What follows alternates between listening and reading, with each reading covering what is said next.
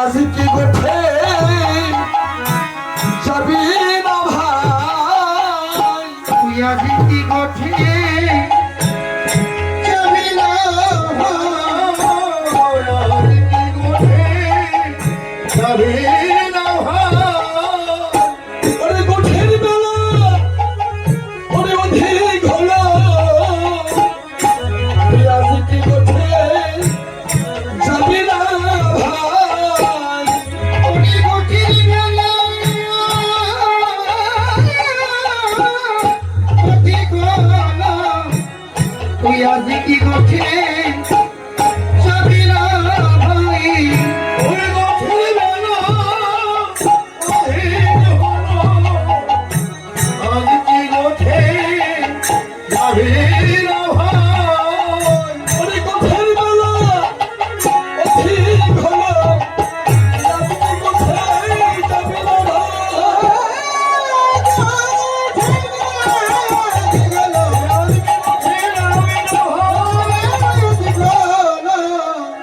আজ কি গোঠে যাবি না ভাই। আমি বুঝতে না পারি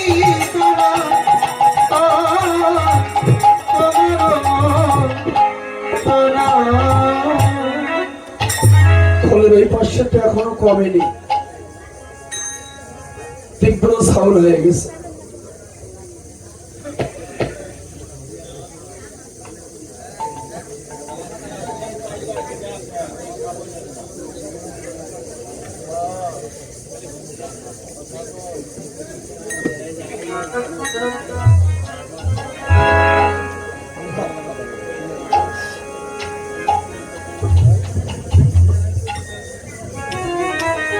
এত প্রশ্ন আমি তো এত উত্তর জানি না বাবা।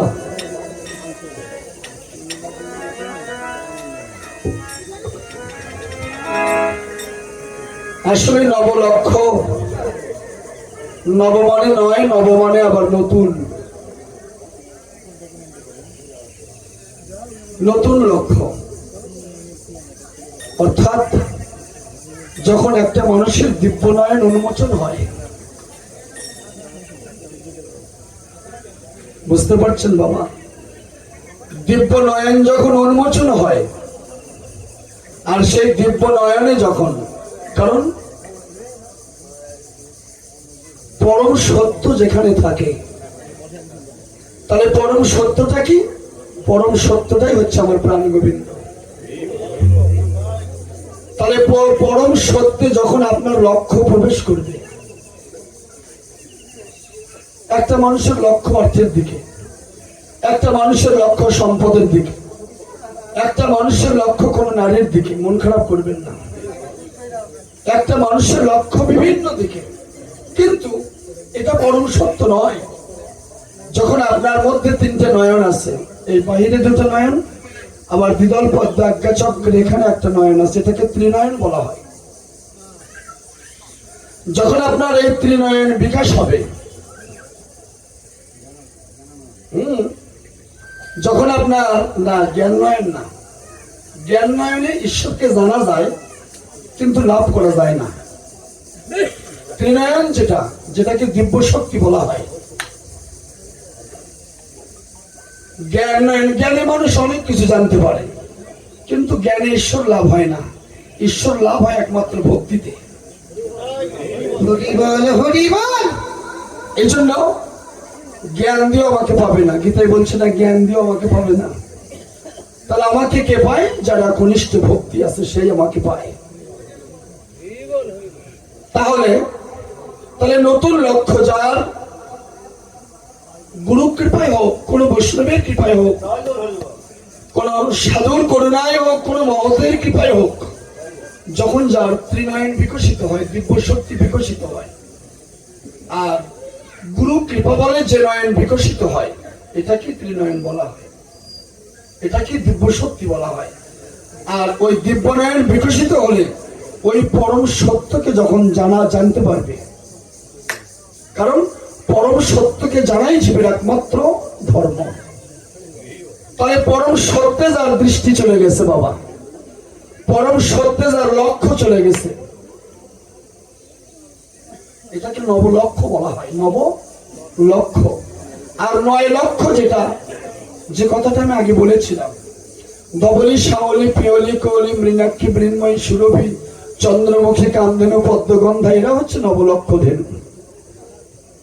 আপনার 2টি কর্ণ, 2টি চক্ষু, 2টি নাসিকার, গবাক্ষের দ্বার, মুখ, উপস্থ পায়ু, এরা 9 দরজায় বাস করে। এরা নবলক্ষ ধেনু, এরা বাহ্যিক। যেমন শ্রবণ কীর্তন স্মরণ অর্চন বন্দন পদসেবন দাস্য সক্ষ আত্মনিবেদন, এরা বাহ্যিক। কিন্তু গীতায় আর একটা কথা বলেছে, হে অর্জুন, যিনি আমার মনোমত ভক্ত হয় আমি তাকে অচল ভক্তি দান করিয়া থাকি। হরিবল হরিবল। তাহলে এই নববিধা ভক্তি আর অচলা ভক্তির মধ্যে কিন্তু পার্থক্য আছে, আছে না? অচলা ভক্তি, যে ভক্তির সন্ধান পেলে জীবের ভগবানের চরণ লাভ হয়। যেমন হরিদাস 3 লক্ষ নাম জপ করত, এটা বৈষ্ণব সাহিত্যগণ দেখেন বিভিন্ন ভাবে এটা বর্ণনা করে গেল। অনেকে বলতেছে 3 লক্ষ হরিনাম করত হরিদাস। যদি একটা মানুষ 3 লক্ষ হরিনাম করতে পারে, একটা মানুষের নিঃশ্বাস 21,600 বার, প্রতি নিঃশ্বাসে যদি 10 বার হরিনাম করে তবু 3 লক্ষ মিল হয় না। আমরা হিসাব পাতি করে দেখছি খাতা কলম দিয়ে, ঠিক কিনা? 3 লক্ষ, 3 লক্ষ। একটা হচ্ছে নাম নিষ্ঠা, একটা গুরু নিষ্ঠা, আর একটা বস্তু নিষ্ঠা। এই 3 নিষ্ঠায় যার লক্ষ্য পড়ে গেছে বাবা,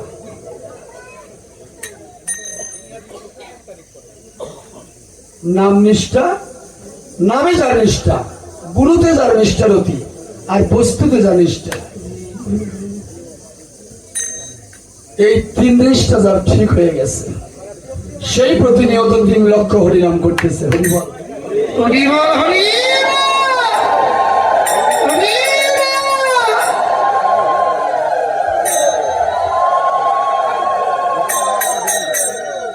এখন আপনারা হয়তো আমার চোখে জানতে পারেন,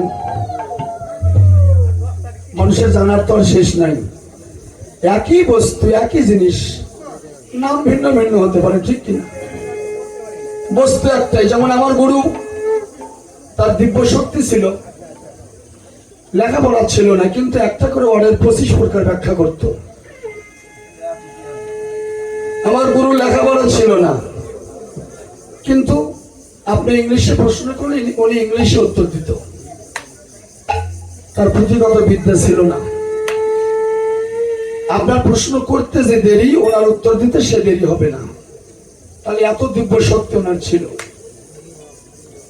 গীতার 700 শ্লোক ওনার মুখস্থ, একটাও ভুল নাই। আকার একার একটাও ভুল হবে না ওনার। এত দিব্য শক্তির মানুষ ছিল।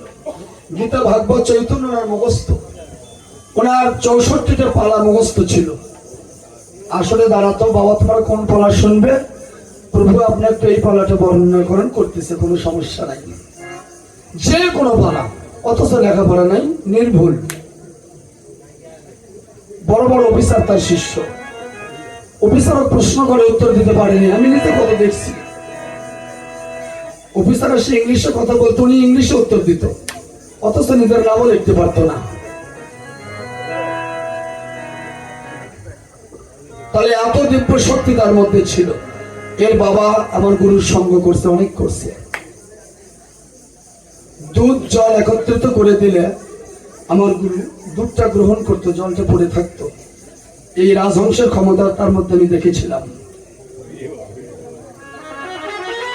এই জন্য যেমন এই যে 3 লক্ষ, ঠিক তদ্রূপ এই ব্যাখ্যাটা এরকম।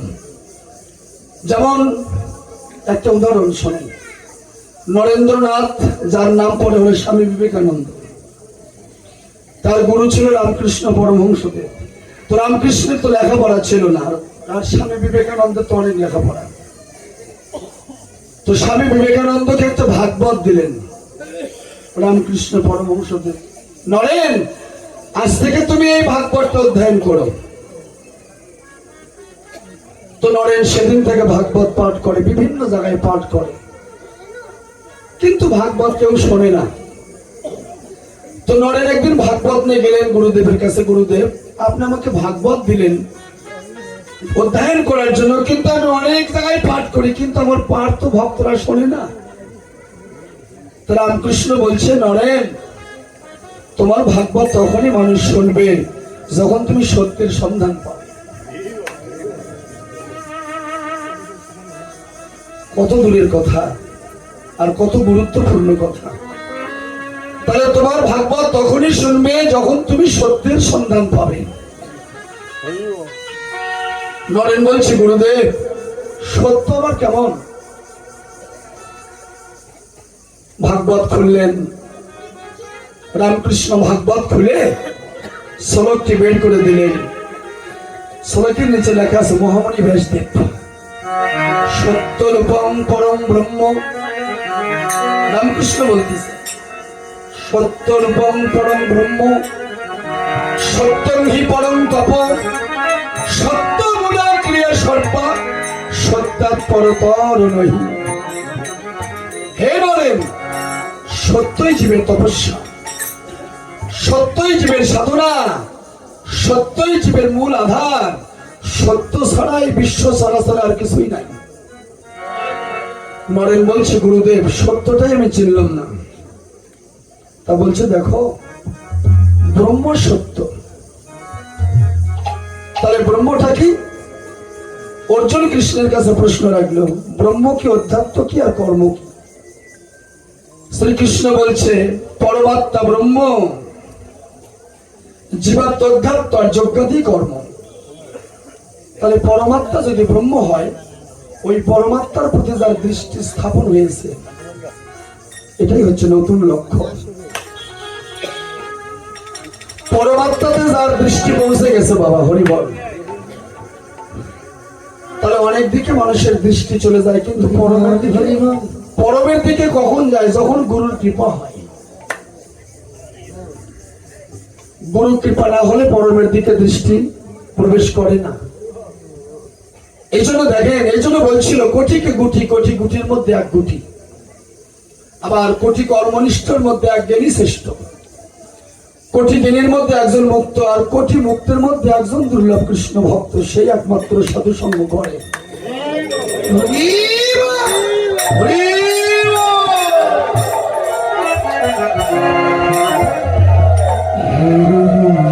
তাহলে কোটি কর্মনিষ্ঠের মধ্যে এক জ্ঞানী শ্রেষ্ঠ, এই কথা গীতায় বলছে, চৈতন্য উল্লেখ করেছে এই কথাটা। আবার কোটি কর্মনিষ্ঠর মধ্যে এক জ্ঞানী শ্রেষ্ঠ, কোটি জ্ঞানীর মধ্যে একজন মুক্ত, সে একমাত্র সাধু সঙ্গ করে। আজকে সবাই যেখানে পাবে তা কিন্তু নয়, আসছে অনেকেই, পাবে দুই একজন। তীর্থে অনেক মানুষ যায়, সবাই কি পায়? পায় দুই একজন, কদাচিৎ। হে অর্জুন, সহস্র সহস্র জন আমাকে জানিতে চায়, কিন্তু সহস্র সহস্র জনের মধ্যে কদাচিৎ একজন আমাকে পাইয়া থাকে। তাহলে যার দৃষ্টি আর ভক্তি ওখানে পৌঁছে গেছে, তাহলে দৃষ্টি কার পৌঁছে? যার ভক্তি আছে। ভক্তি ছাড়া দৃষ্টি যাবে না। তাহলে চাই বিশুদ্ধ ভক্তি। তাহলে বিশুদ্ধ ভক্তির জন্ম হবে কি করে? চৈতন্য বললেন, শুদ্ধ ভক্তি হইতে হয় প্রেমের উৎপন্ন। অতএব শুদ্ধ ভক্তির শুনো হে লক্ষণ। তাহলে শুদ্ধ ভক্তির সন্ধানটা কে জানে? ব্রজের গোপীগণ। ব্রজের গোপীগণ যারা, গোপী স্বরূপ যারা, তারা একমাত্র এই বিশুদ্ধ ভক্তির সন্ধান জানে। দেখেন তার নিচে কি লিখলো,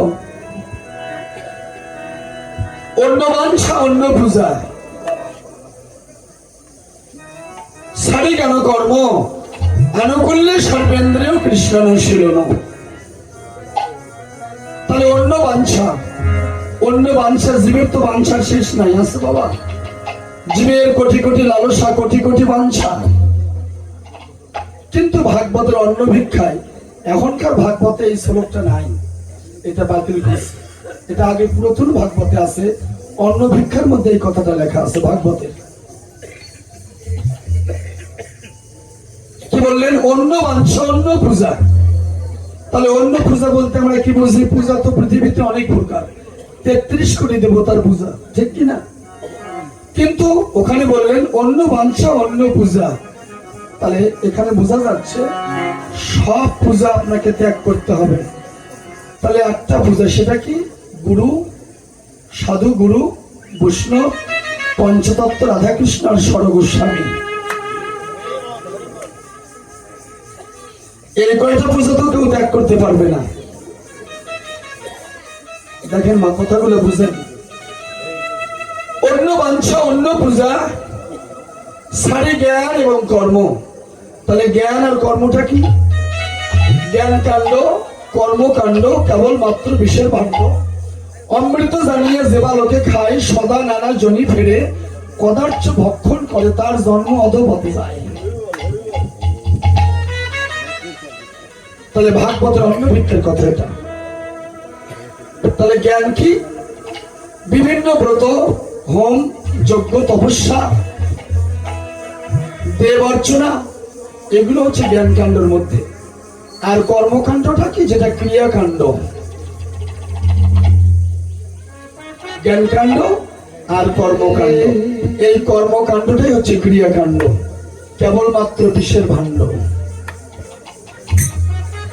অমৃত জানিয়ে যে বালকে খায়, অর্থাৎ ক্রিয়াকাণ্ডটা যেটা শ্রাদ্ধের প্রসাদ বলা হয়।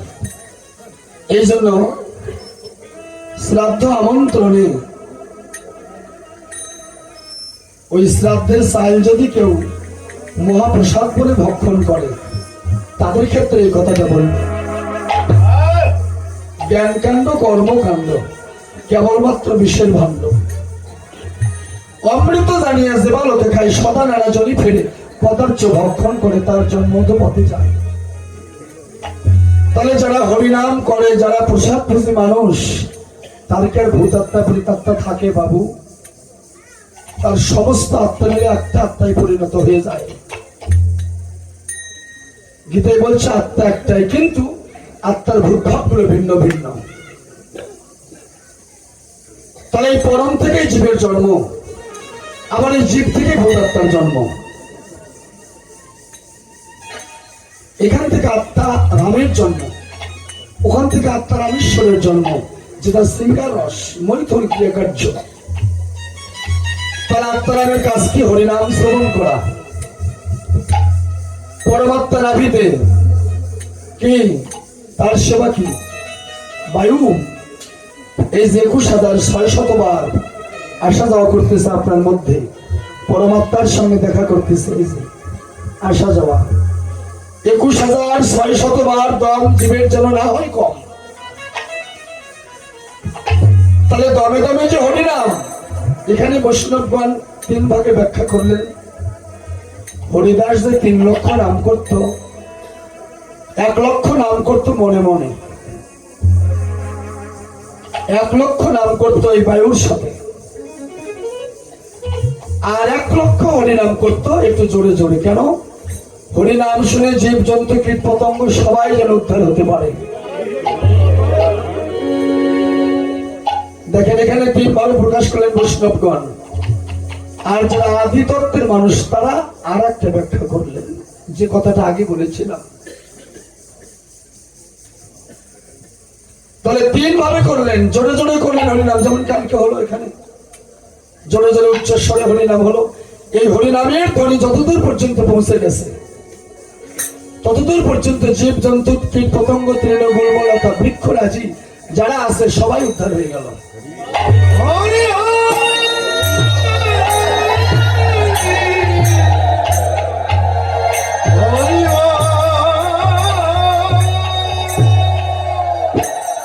আর 1 লক্ষ নাম মনে মনে জপ করেছিলেন হরিদাস, মনে মনে। কেন?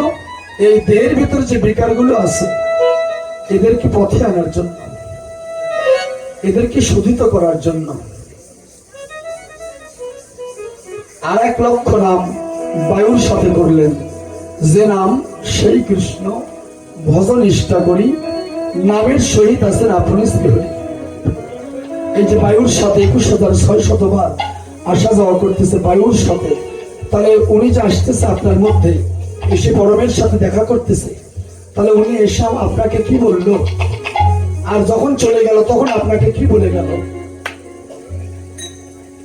তত্ত্ব কোথায়?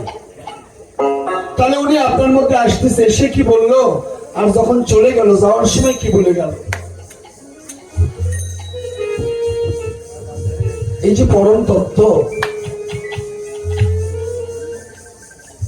এই জন্য আজকে আপনারাই হচ্ছেন ভগবানের লীলা পার্ষদ, যারা ধৈর্য ধরে বসে বসে কৃষ্ণ কথা শ্রবণ করে।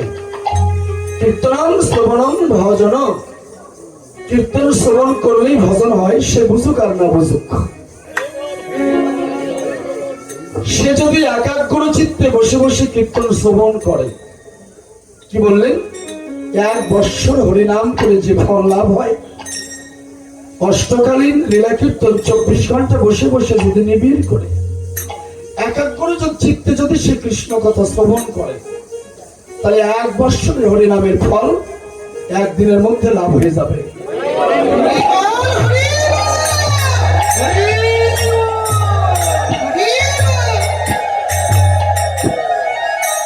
তাহলে যে নাম,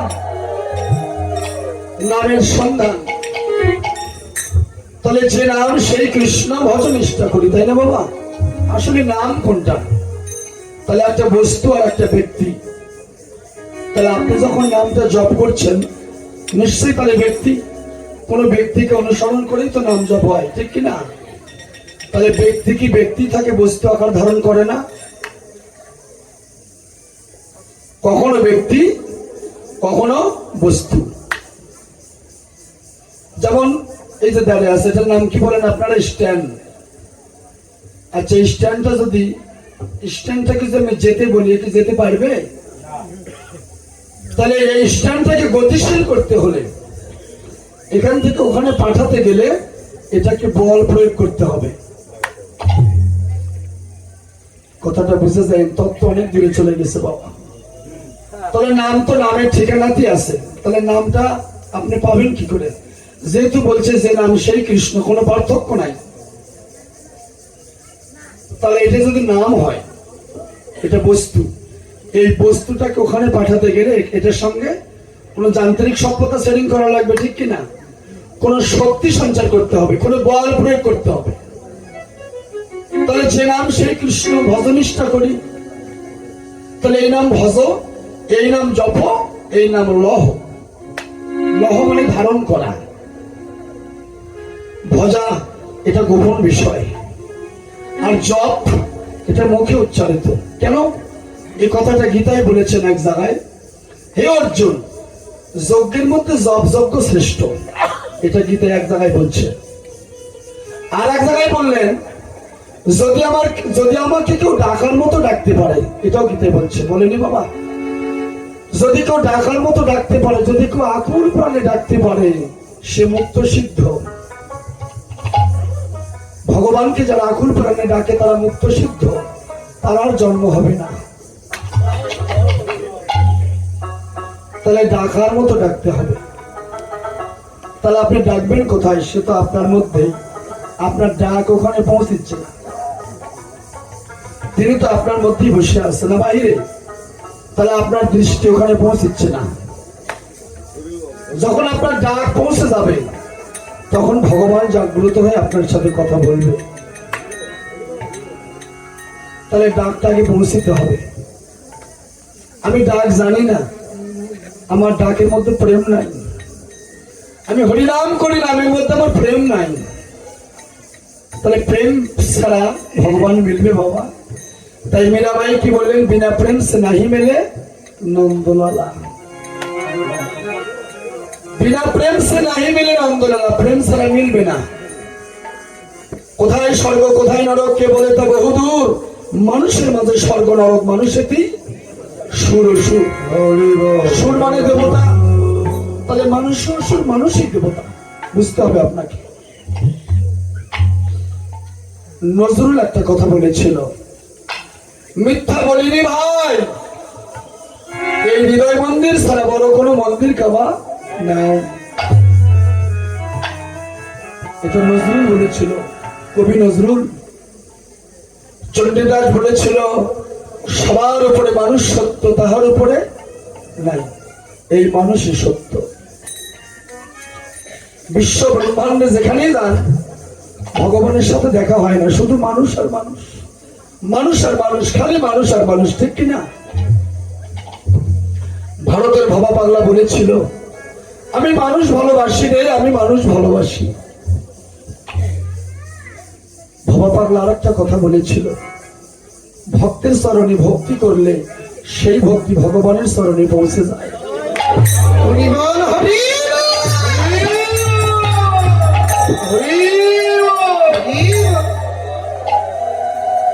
অনেক মূল্যবান কথা। কবিগুরু বলছে রবীন্দ্রনাথ ঠাকুর, সীমার মাঝে অসীম তুমি বাজাও আপন সুর, আমার মাঝে তোমার প্রকাশ তাই এত মধুর। এই দেহটা হচ্ছে সীমা, আর এই সীমার মধ্যে অসীম আছে। সেই অসীমের সাথে আপনাকে দেখা করতে হবে, আর ওখানে যখন আপনার দৃষ্টি যাবে, এটাই হচ্ছে নবলক্ষ্য। তাহলে আছে কিন্তু দেখা হচ্ছে না। একটা জীব আর একটা পরম, একটা নিচের দিকে হয়ে আছে, একটা উপরের দিকে হয়ে আছে, একটা অধোমুখী আর একটা ঊর্ধ্বমুখী। তাহলে যেটা নিচের দিকে হয়ে আছে ওটা ফিরাই উপর দিক করে নেন। তাহলে এই দেহের ভিতরে দুটো মানুষ বাস করে, একটা জীব আর একটা পরম। জীব কখন কি করে এটা পরম দেখতে পারে, কিন্তু পরম কি করে এটা জীব দেখতে পারে না। যখন আপনি ঘুম করেন তখন আপনার মধ্যে কে জেগে থাকে? পরমাত্মা। বাড়িতে ঘুম পাড়েন না? তাহলে যখন ঘুম পাড়েন তখন আপনার মধ্যে কে জেগে থাকে? পরম। এই জন্য জীবের ঘুম আছে কিন্তু পরমের কোনো ঘুম। তাহলে পরম কি সেবা করে? পরমের তো একটা সেবা আছে। জীবের সেবা তো এই যে পঞ্চভূতের খাদ্যগুলো, এগুলা পঞ্চভৌতিক খাদ্য, ভাত তরকারি আর আমিষ জাতীয় খাদ্য, এগুলো ভৌতিক খাদ্য, এগুলো দিয়ে দেহ তৈরি হয়। কিন্তু পরমাত্মা কি খায়? পরমাত্মা খায় হচ্ছে বাতাস। এই যে আপনি ঘুম পাড়তেছেন, তিনি আপনার মধ্যে জেগে আছে, আপনাকে পাহারা দিচ্ছে। তাহলে তার মতো আপনার কি আছে? তাহলে আপনি ঘুম পাড়েন, তিনি আপনাকে জেগে পাহারা দেয়। তাহলে ওনার মতো আপনার কি আছে? আপনার বান্ধব। এই জন্য বলছে পরম সত্যকে জানাই জীবের একমাত্র ধর্ম। পরম সত্যকে জানাই জীবের একমাত্র ব্রত।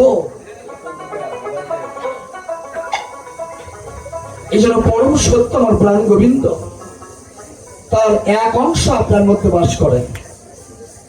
অনন্ত কোটি অংশের এক অংশ আপনার মধ্যে আছে,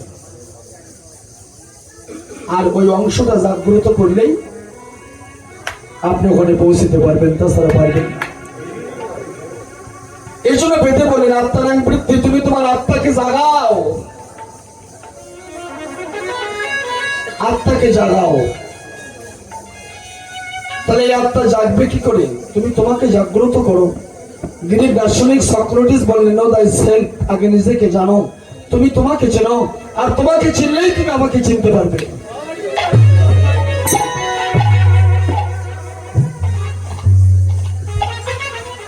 তাহলে ভগবানকে চেনাই জীবের একমাত্র পরম ধর্ম।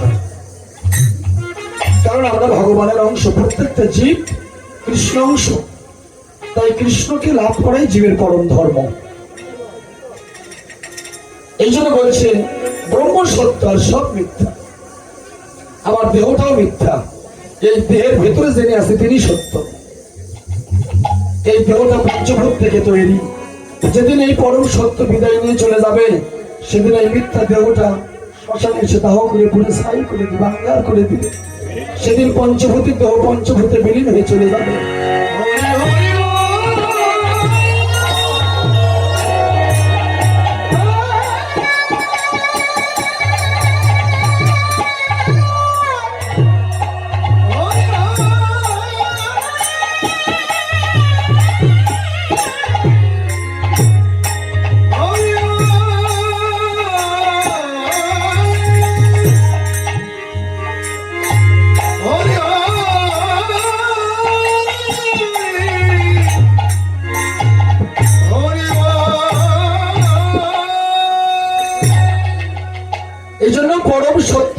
শ্রীমান গোবিন্দ, আহা, ওনার সাথে যখন আপনি মিশে যাবেন আর ওনার সাথে মিশলে আপনি পরমের সাথে মিশে যাবেন। তাহলে সর্বশ্রেষ্ঠ পথ একমাত্র ভক্তি। যেখানে যান সেখানে ভক্তি ছাড়া কাজ হবে না।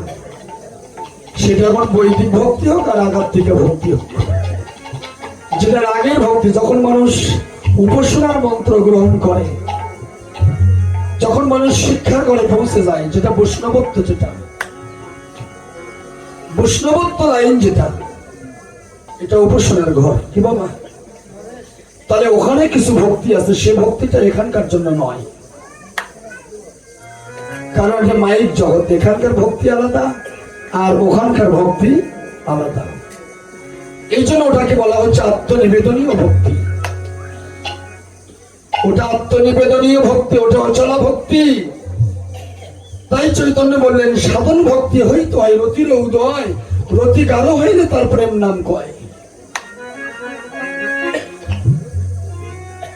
তাহলে রতি যখন গাঢ় হবে তখন আপনার প্রেম আসবে। দুধ জাল করতে করতে দুধ যখন উতলায় পড়ে তখন কি করতে হবে? কেউ জল ঢেলে দেয়, কেউ জাল টান দেয়, ঠিক কিনা? জাল টান দিয়ে একটু হাতেতে নাড়া দিতে হবে, দিয়ে একটু রেস্ট দিতে হবে, দুধটা থেমে গেল। আবার জাল দিচ্ছেন, জাল দিতে দিতে যখন আবার দুধ উতলায় পড়তেছে, আবার একটু জাল টান দিলেন। আপনাদের দেশে কি করে মা? জল ঢেলে দেয় না জাল টান দেয়? ও এখন তো গ্যাসে রান্না, পাওয়ার কমে দেয়। একটু পাওয়ার কমে দিতে হয়, ঠিক কিনা? হরি বল। তাহলে যেটাই করুক, জাল টান দেখ আর পাওয়ার কমে দেখ, একই তো। দিয়ে হাতাতে একটু নাড়া দিবেন, একটু রেস্ট দিবেন, দুধটা থেমে গেল। এইভাবে জাল করতে করতে দুধটা যখন ঘন হয়ে যাবে বটের আঠার মতো, তখন সারা রাত জাল দিলেও আর দুধ উতলাবে না। এখানে লিখে গেল, সাধন ভক্তি হইতে হয় রতির উদয়, রতি গাঢ় হইলে তার প্রেম নাম কয়। হরিবল হরিবল।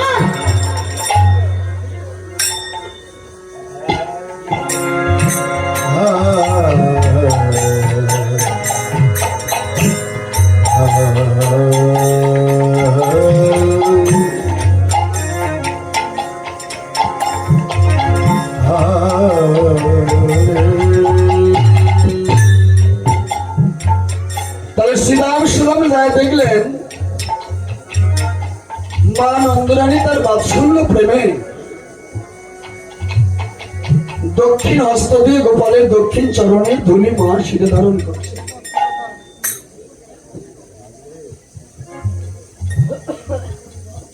শ্রীরাম যায় কহে নন্দির নন্দনা, বুঝিতে না পারি কানাই তোমারও মন্থনা। তুমি রইলা ঘরে বসে, মাঠে গেল পাল, উন্মত্ত হয়ে বেড়ায় যত করা খাল। আগে যত চালাই ধরো পিছু পানি চাই, না হিরো এ চাদর মুখ, না হিরো তোমায়। নবলক্ষ ধেনু নিয়ে বলরাম চলে গেছে অনেক দূর, আর কারায় অনেক কিছু করেছে। ওই ধেনুদের যে বৎস ছিল বাসুরি ছোট্ট ছোট্ট, এরা এখন মাথা ফিরায় দেখে কই কানাই তো সঙ্গে নাই, কানাই অনেক কিছু করেছে। তাই ছোট ছোট বাসুরি গুলো দাঁড়িয়ে আছে, চুপচাপ করে দাঁড়িয়ে আছে। তো বলরাম বলছে, কিরে তোরা যাবি না? ওরা তো কথা বলতে পারে না, ওরা মাথা নাড়া দিচ্ছে, তার মানে যাবে না। আবার বলতেছে, কিরে তোরা যাবি না? যাবে না। বারবার বলতে বলতে যখন বলরাম রাগান্বিত হয়ে গেছে, বেত্রাঘাত করতে লাগলো। ছোট্ট কমল দেহ তো, বলরামের বেত্রাঘাতে ওই বৎসদের দেহ ক্ষত বিক্ষত হতে লাগলো, রক্ত রক্তই হতে লাগলো। কখন যেন ওদের প্রাণ চলে যায়। দেখেন তারপরে ওরা যাচ্ছে না। কৃষ্ণ কৃপা জগৎময়, আর গুরুর কৃপা কোনো কোনো ভাগ্যবান ভাগ্যবতীর হয়। মানে কৃষ্ণ কৃপা কি সহজে হয়? সনাতন যখন প্রভুকে বলেছিল, প্রভু কৃষ্ণ ধনকে আমি পাবো কি করে? প্রভু উত্তর দিলেন, সনাতন কৃষ্ণ ধন বড় দুঃখের ধন। এই ধন সুখেতে মেলে না, দুঃখেতে মিলয়। কৃষ্ণ ধন পেতে হলে তোমাকে কাঙ্গাল সাজতে হবে, তোমাকে ভিখারি সাজতে হবে, ভিক্ষার ঝুলি তোমাকে কাঁধে নিতে হবে। সনাতন বলছে, প্রভু তবু আমার দুঃখ নাই, ভিক্ষার ঝুলি আমি কাঁধে নেব, তবু দুঃখ নাই। তবু যদি আমি ওই চরণ পাই তবে হবে আমার জীবনের পরম আনন্দ। এই জন্য মা, কৃষ্ণ ধন বড় দুঃখের ধন, এই ধন সুখের মধ্যে লাভ হয় না। এই জন্য বৃন্দাবনের সরগোস্বামী দেখেন, তারা জমিদারের পুত্র, অথচ ভিক্ষা করতেছে। আরো কত বড় বড় কাজ ছিল, সে কাজ তাদেরকে দেওয়া হয়নি। সরগোস্বামীকে কাজ দিলেন ভিক্ষা করা। লালা বাবু যখন রাজ্য ত্যাগ করে চলে গেল, তার কাজ কি দিল? শ্রীজীর গোস্বামী ভিক্ষা করা। সর্বশ্রেষ্ঠ কাজ হচ্ছে ভিক্ষা করা। আবার সর্বনিম্ন কাজ ভিক্ষা করা। এটা কাদের জন্য? যারা ভিক্ষা করে নিজেরা খায়, সংসারে আয় উন্নতি করে, এটা নিকৃষ্ট কাজ। আর ওই ভিক্ষা করে যদি কেউ বৈষ্ণব সেবা দিতে পারে,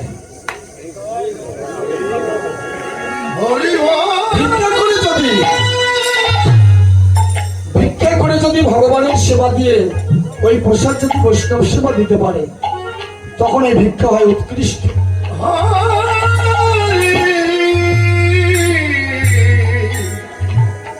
আর ভিক্ষা করে যদি কেউ সংসার পরিচালনা করে, সংসারে আয় উন্নতি বাড়ায়, এটা তাদের জন্য নিকৃষ্ট।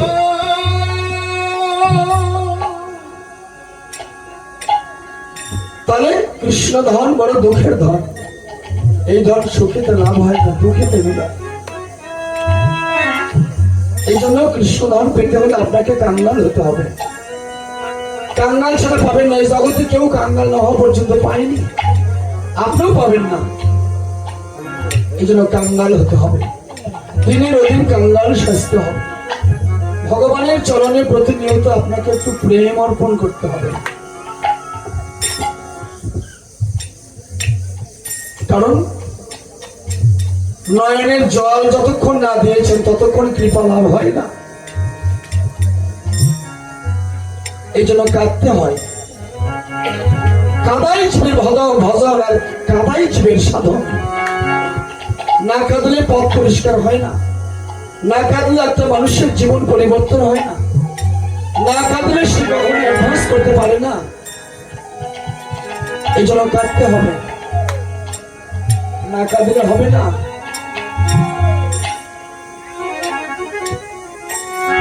কারণ ভগবান সব ঋণ পরিশোধ করতে পারে।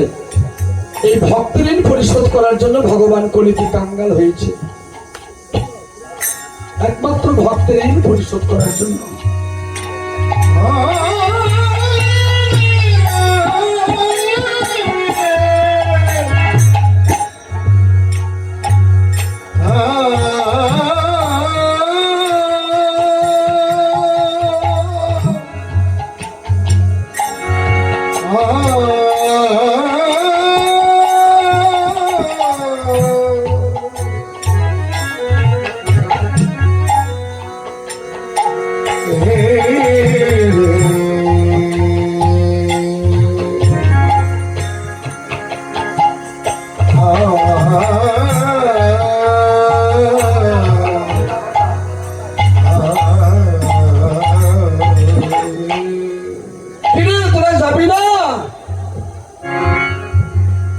কৃষ্ণ কৃপা হয়ে গেছে।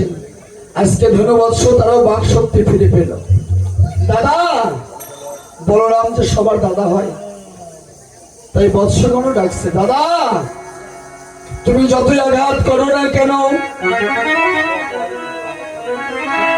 তোমার বেত্রাঘাতে যদি আমাদের প্রাণ চলে যায় তবু দুঃখ নাই, কিন্তু কানাইয়ের চরণ ছেড়ে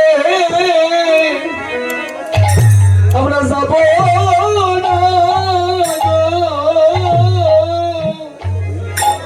আমরা কানাইয়ের চরণ ছেড়ে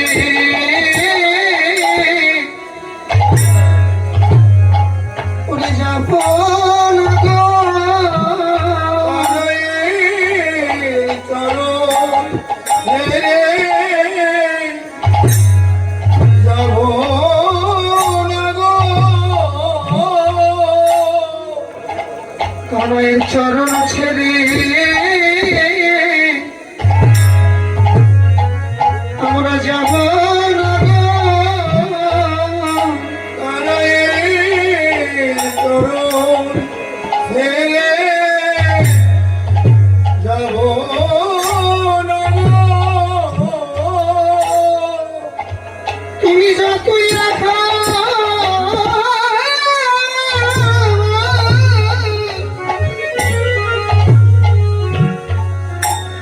আমাদের করুণাকে, কানাইয়ের চরণ ছেড়ে আমরা যাব না গো। তুমি যত আঘাত করো না কেন, কানাইয়ের চরণ ছেড়ে যাব না গো। আমরা ওই চরণে সব সঁপে দিয়েছি, আমরা ওই চরণে সঁপে দিয়েছি। ওই চরণে সঁপে দিয়েছি। বলিয়ে হো কানে যাও নবের মতো, আমরা ওই চরণে সঁপে দিয়েছি।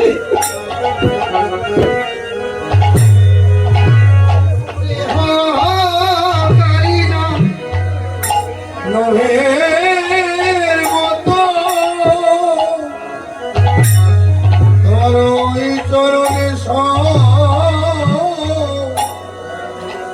সঁপে দিয়েছি। বলি হো কারিজন ননীর মতো মোরা ওই চরণে সঁপে দিয়েছি।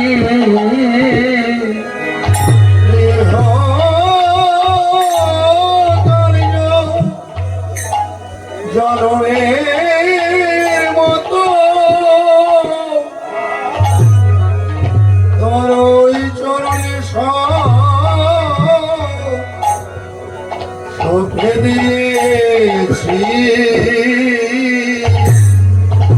বলি হো কানে যাও নবের মতো, তোমার এই চরণে সব সঁপে দিয়েছি।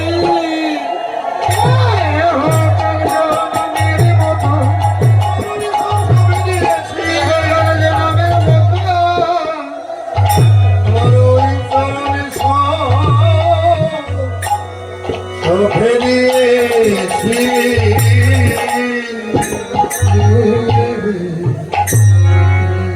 তাই যারা ভক্ত তারা নিজের বলতে কিছু রাখে না বাবা, সর্বস্ব তারা গোবিন্দের চরণে অর্পণ করে দেয়।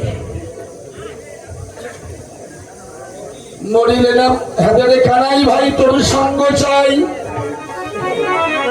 ক্ষুধা হইলে গহন কারণে খাইতে পাই। ওরে দিলে না মরি কত আপদে রায়।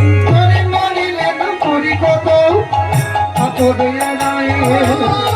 মরিলে না মরি কত আপদে রায়।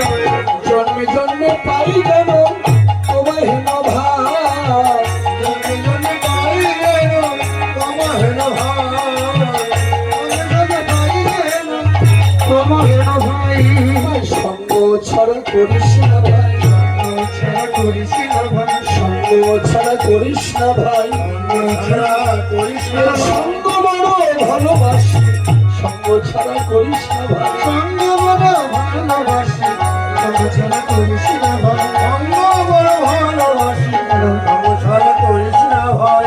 তোমা ছাড়া মায়ের কোলে যখন শুয়ে থাকি, আরে তোমার ছাড়া মায়ের কোলে যখন শুয়ে থাকি। তোমার ছাড়া মায়ের কোলে যখন শুয়ে থাকি। ঘুমাইতে ঘুমাইতে পড়ে বলে ডাকি। ঘুমাইতে ঘুমাইতে আমরা কানাই বলে ডাকি। ঘুমাইতে ঘুমাইতে আমরা কানাই বলে ডাকি। আমরা ঘুমের ঘরে তোরেই ডাকি। ঘুমের ঘরে তোরেও ডাকি। ঘুমের ঘরে তোরেই ডাকি।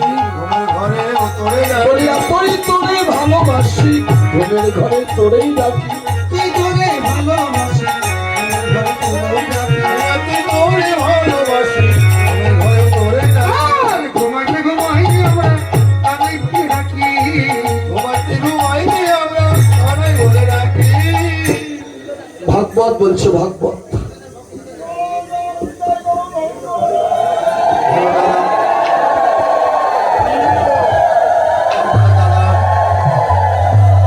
একটু সাউন্ড দাও, একটু একটু।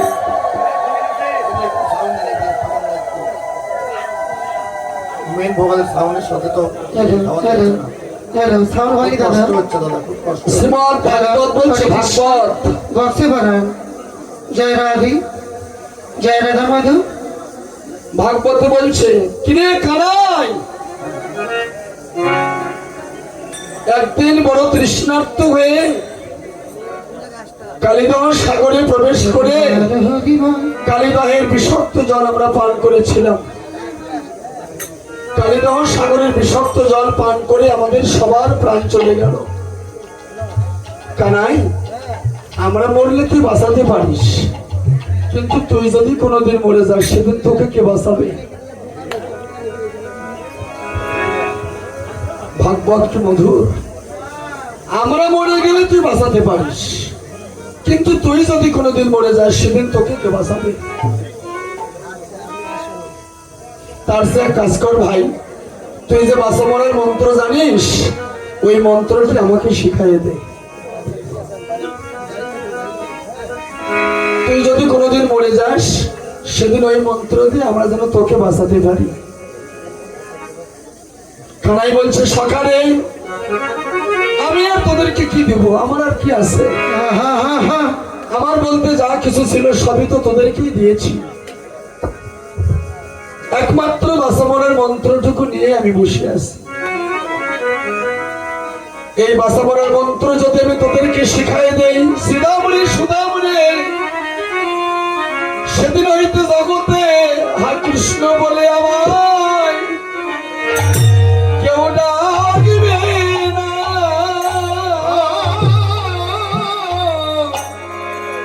কৃষ্ণ বলে কেউ জানবে না। সেদিন হা গোবিন্দ বলে আমায় কেউ ডাকবে না। গোবিন্দ বলে আমার আর কেউ ডাকিবে না। গোবিন্দ বলে কেউ জানবে না। সেদিন সবাই আমায় ভুলে যাবে। সেদিন ভগবান বলে আমায় কেউ ডাকবে না। জগতে সবাই আমায় ভুলে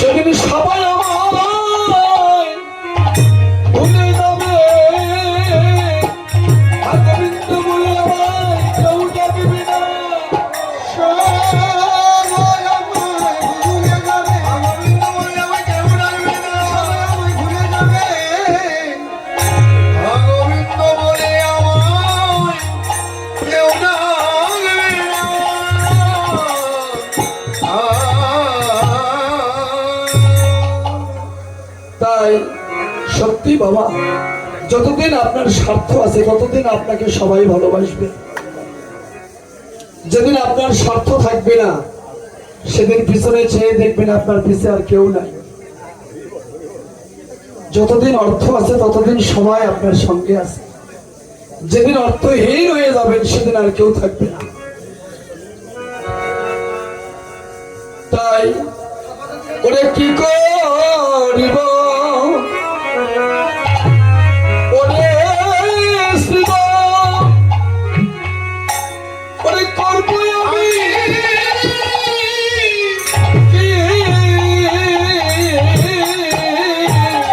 কি করিব কোনে ছিল করি করিব আমি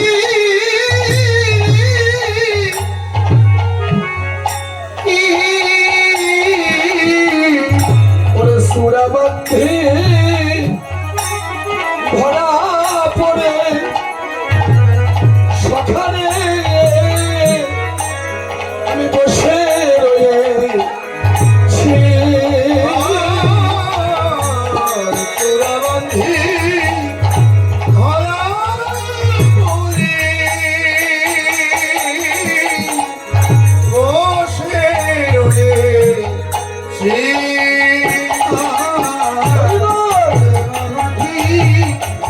ধরা পড়ে বসে রয়েছি। সখানে আমি তো যাব, কিন্তু মায়ের অনুমতি না হলে আমি কি করে যাই? মায়ের অনুমতি না হলে আমি কি করে গোচরণে যাব? মায়ের না বলি আমি যদি যাই কোঠে মরিবে আমারও মা পরিবেশ সংকটে। মায়ের না বলিয়া আমি যদি যাই কোঠে, মায়ের না বলিয়া আমি যদি যাই কোঠে, আর পরিবে আমারও মা পরিবেশ সংকটে।